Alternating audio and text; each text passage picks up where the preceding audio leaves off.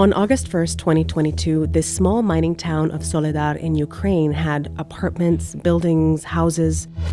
Fast forward to January 10th, 2023, and it had turned to rubble.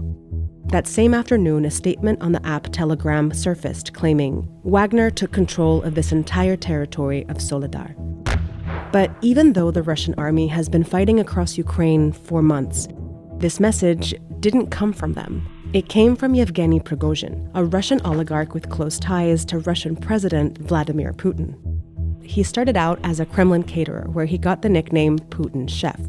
But in 2014, he became the head of the Wagner Group, a covert Russian network with mining companies, political influence operations, and a brutal private military force.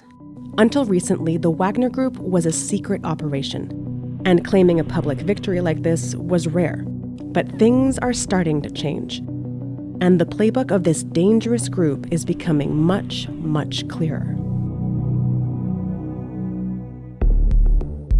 In 2014, Russian forces annexed Crimea and began fighting in eastern Ukraine's Donbass region. A year later, soldiers in unmarked green uniforms showed up on the ground to support Russian troops. They were called Little Green Men, but we now know this was likely the first time Wagner soldiers were deployed on the ground. These soldiers have become Prigozhin's frontline agents for Russia's global strategy. They serve multiple purposes for the Russian government, but chief among them is to divert attention from activities that the Russian government, and the Kremlin in particular, doesn't want the world to pay attention to. That's Candice Rondeau, a journalist who investigates the Wagner Group and Russia's strategy for proxy warfare.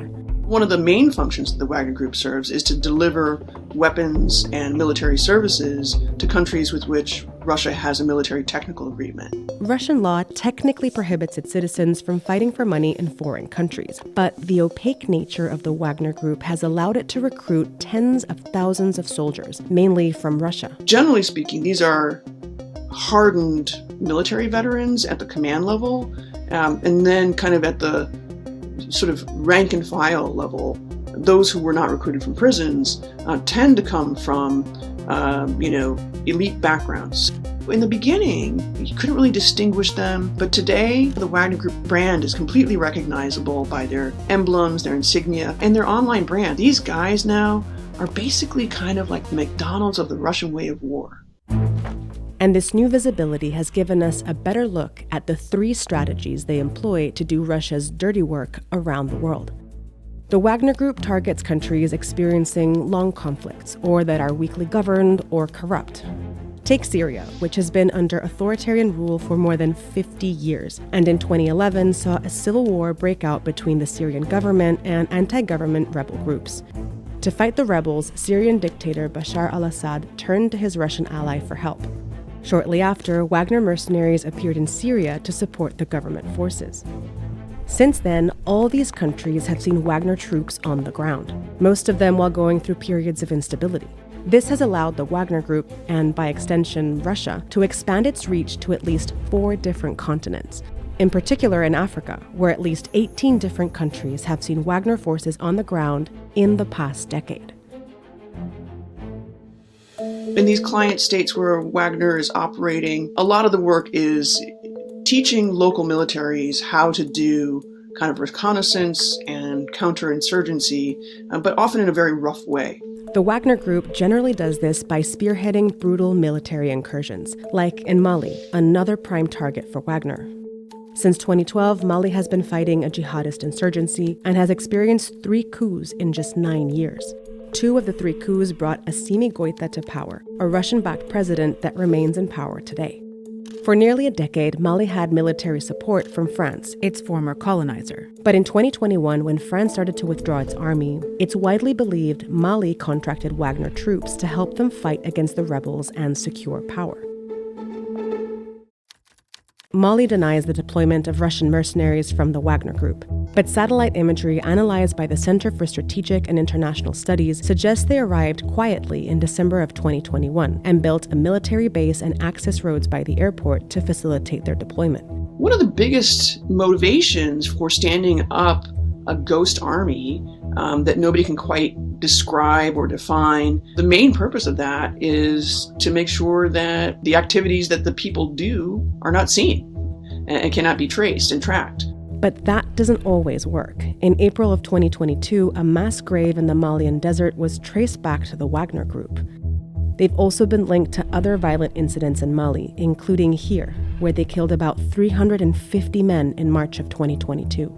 A UN report shows that since Wagner's arrival in Mali, the number of civilian deaths has increased by 324%, and thousands more have been displaced. Once the Wagner Group arrives in a fragile country and intervenes militarily to help local dictators backed by Russia, the big question is, what's in it for them?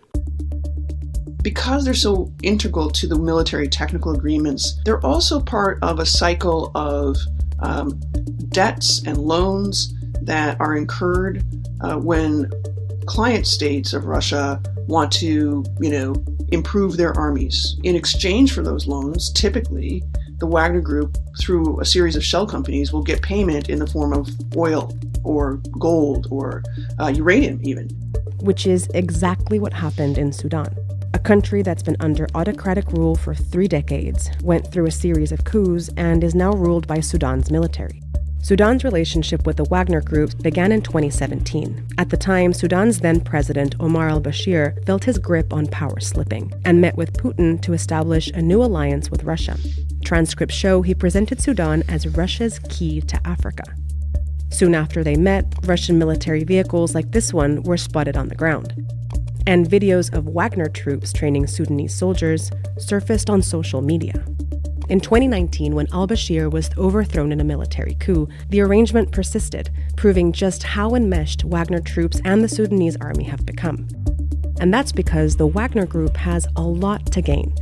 In exchange for providing weapons and training, the Wagner Group operates gold plants like this one, where they exploit Sudan's natural resources. Getting that kind of high-value commodity that can be quickly turned into cash through a money laundering enterprise is a big part of the Wagner Group playbook. But all of it is illicit and illegal.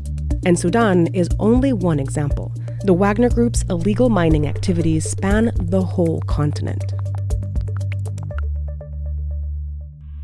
The Wagner Group's playbook has reportedly made Prigozhin a billionaire, and the group is now also a legal entity, with headquarters in St. Petersburg. Putin has often denied links to Wagner Group activity, but in recent months, Prigozhin has started speaking publicly about his role, like when he claimed that victory in Soledar.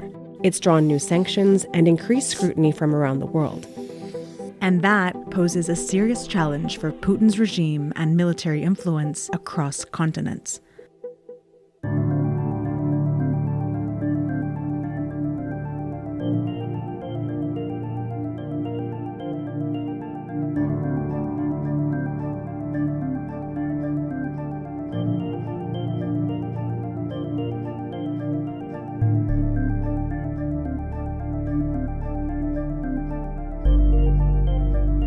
Influence across